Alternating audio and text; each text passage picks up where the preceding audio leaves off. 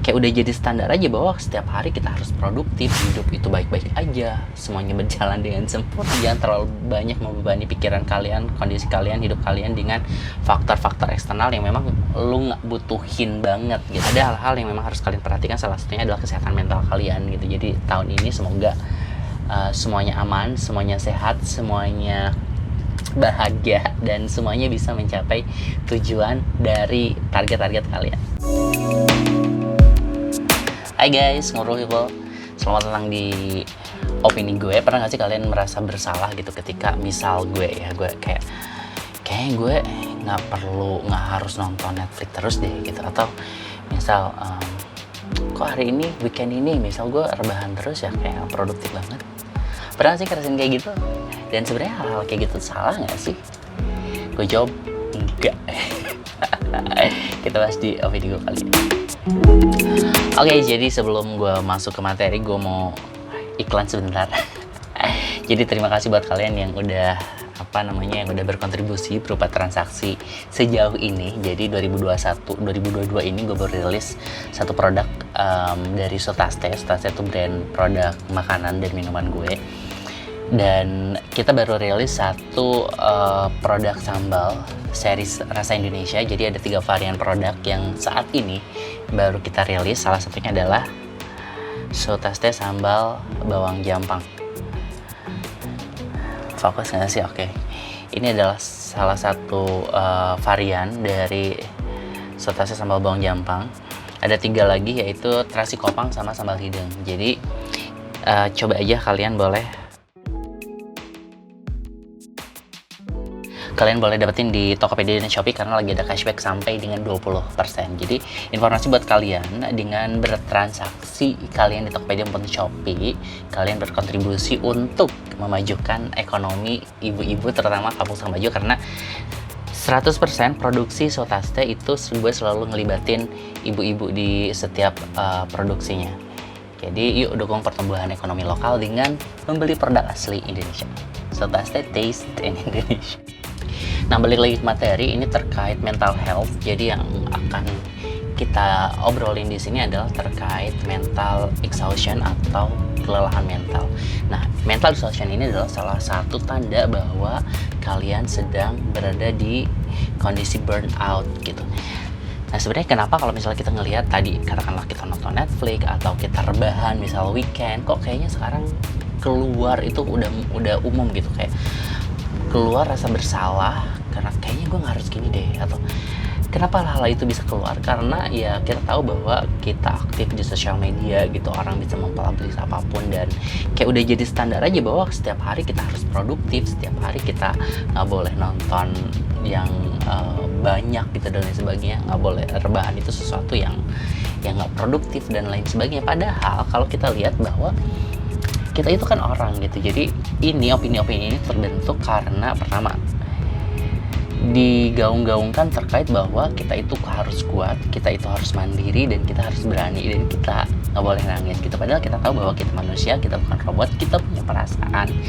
Jadi itu sebenarnya yang harus kita sadari, bahwa kita juga butuh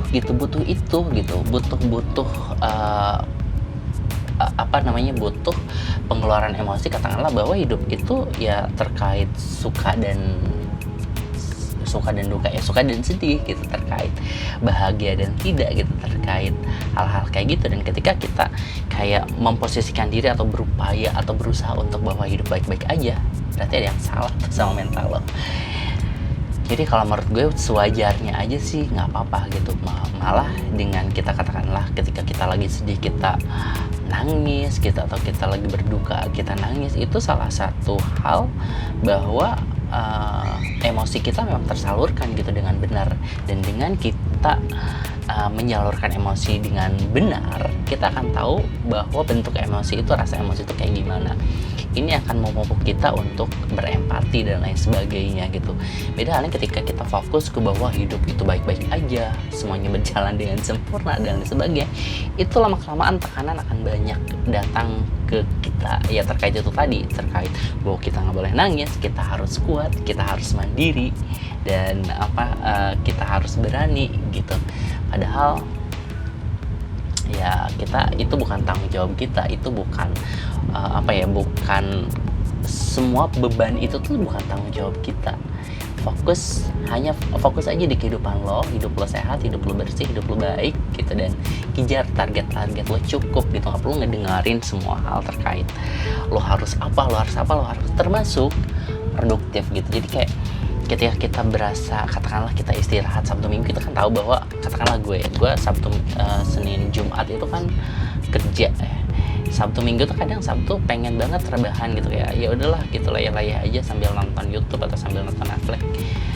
Tapi karena kondisi lingkungan sosial media gitu terus mengarah ke sana, ada kayak yang tadi gue bilang di awal, kayak rasa bersalah ketika melakukan hal itu gitu. Padahal itu wajar banget malah untuk manusia lakukan gitu. Apalagi dengan beberapa hari lo kerja keras, beberapa hari lo fokus ke kerjaan lo, bisa lah sehari lo fokus sama diri lo gitu untuk istirahat dan lain sebagainya. Jadi selain itu, satu hal lagi yang gue mau komentarin terkait tadi, mungkin kita harus kuat, mandiri, berani, nggak boleh nangis, harus produktif. Satu lagi yang biasanya banyak banget tuh mengubah atau menumbuhkan rasa bersalah ketika kalian melakukan apa yang kalian inginkan adalah kita harus keluar dari zona nyaman. Gue kadang berpikir gini, kita kan tujuan kita adalah nyari kenyamanan ya. Salah satunya ketika kita kerja, apa yang membuat lo bertahan di tempat kerja adalah karena tempat kerja nyaman gitu. Padahal kenyamanan sama pertumbuhan itu nggak harus selalu bertolak belakang gitu. Ketika kalian bertumbuh, kalian harus keluar dari kenyamanan yang saat ini, katakanlah gitu. Ini biasanya kebentuk karena terlalu banyak menyerap kayak cerita sukses story orang-orang yang sukses banget gitu, atau ini biasanya kebentuk karena kalian terlalu banyak dengerin kisah-kisah motivator atau banyak ikut seminar terkait pengembangan diri yang berlebihan dan gimana jadi cepat kaya dan lain sebagainya gitu. Padahal kalau menurut gue, lo harus ninggalin kenyamanan lo. Kalau misalnya lo bisa ngebentuk bahwa di situasi nyaman pun lo masih bisa bertumbuh, ya bikin situasinya kayak gitu. Jadi nggak perlu lagi lo keluar dari zona nyaman, bikin zona nyaman baru gitu dengan rasa yang tidak nyaman gitu. Mungkin bukan keluar dari zona nyaman ya, kalau menurut gue banyak ini juga ngebahas terkait perluasan zona nyaman gitu. Jadi ketika lo mau bertumbuh katakanlah dan itu bisa jadi nggak nyaman, lo juga nggak meninggalin zona nyaman lo gitu. Jadi tetap lo di zona nyaman dan lo juga tetap bertumbuh gitu untuk di zona-zona lainnya gitu. Jadi kalau menurut gue sih itu. Jadi yang sekarang yang harus kadang gue mikir adalah ya iya juga sih gitu, ngapain gue harus merasa bersalah gitu ketika satu hari aja dari seminggu gue leye-leye atau gue nonton Netflix atau apa gitu. Itu kan ibaratnya ya itu hak gue gitu untuk terserah gue mau ngapain dengan diri gue gitu. Kayak ya udah, kalau misalnya mau istirahat dan lain sebagainya. Dan di luar dari itu yang bisa menyebabkan kelelahan mental atau mental exhaustion itu adalah banyak hal ya. Mungkin salah satunya yang tadi yang gue bahas terkait banyak informasi sosial media yang terus gitu bertumbuh, terus menginfluence kalian bahwa kalian itu bersalah ketika kalian rebahan.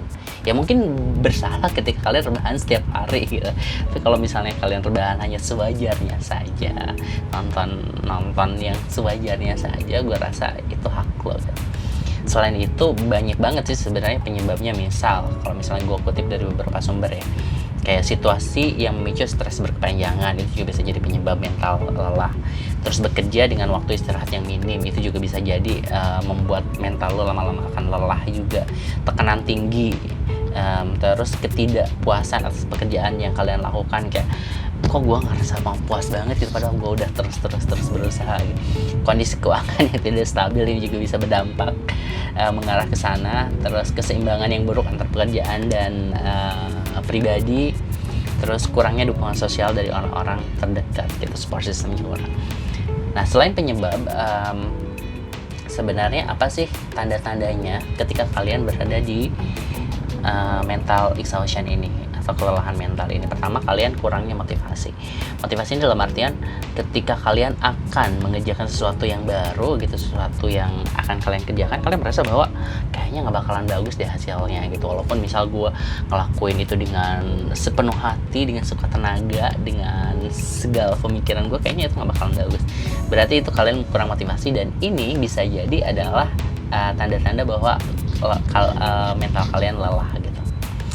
Terus yang kedua, bisa tingkat stres tinggi. Kalian lagi ngerasain stres nggak sih? Tingkat stres tinggi, terus pesimis, kecemasan, keputusasaan, apatis, dan bisa berakhir depresi. Itu salah satu tanda bahwa kalian sedang berada di kondisi mental exhaustion.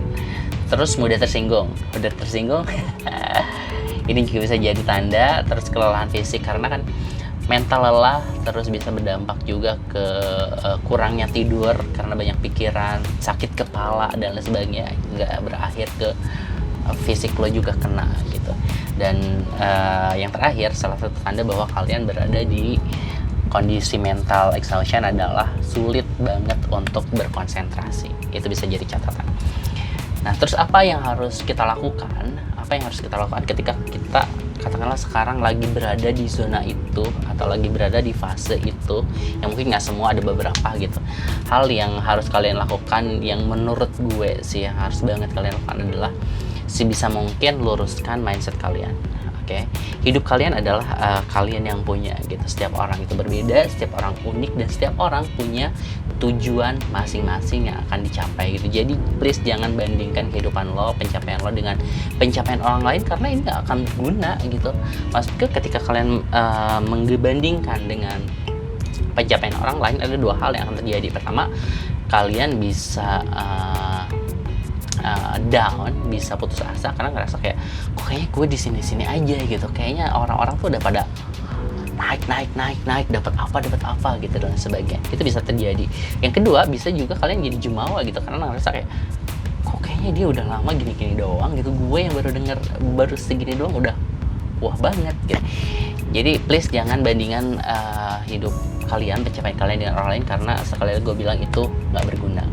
Jadi kalaupun misalnya kalian bertumbuh, kalian harus punya jadwal untuk evaluasi pencapaian atau apapun itu namanya dengan diri kalian sebelumnya gitu. Bisa periodik, mingguan atau harian atau bulanan atau tahunan gitu. Jadi apa yang di-compare-nya itu terhadap diri kita, karena kita punya tujuan yang sama gitu, tahun lalu, tahun sebelumnya, tahun sekarang dan sebagainya.